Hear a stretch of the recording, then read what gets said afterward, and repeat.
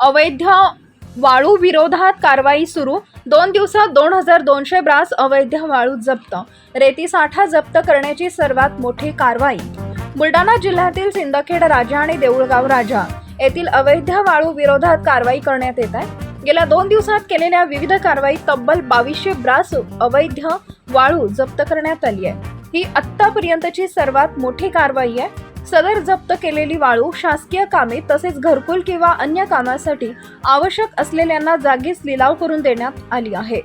महसूल विभागाने गेल्या 2 दिवसात केलेल्या कारवाईत डिग्रस बुद्रुक येथील 500 ब्रास, निमगाव वायाळ येथे 1000 ब्रास आणि नारायणखेड येथे 700 ब्रास अशी एकूण 2200 ब्रास अवैध वाळू जप्त केली आहे। जप्त करण्यात आलेली वाळू त्याच ठिकाणी लिलाव करून संबंधितांच्या ताब्यात देण्यात आली आहे। ही वाळू 3 दिवसाच्या आत उचलण्याचे निर्देशही देण्यात आले आहेत।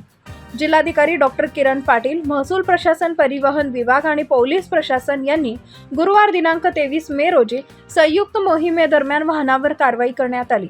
यात 12 टिप्पर, 2 ट्रॅक्टर, 1 कार आणि इतर 4 वाहने अशा एकूण 19 वाहनांवर कारवाई करण्यात आली आहे।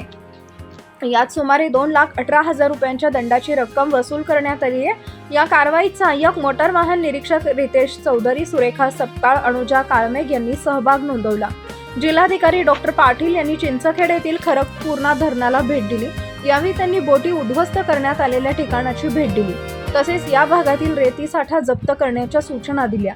जिल्हाधिकारी डॉक्टर पाटील रेती साठा जप्त केलेल्या डिग्रस येथे सकाळी 11 वाजता परिवहन आणि महसूलच्या चमूसह भेट दिली।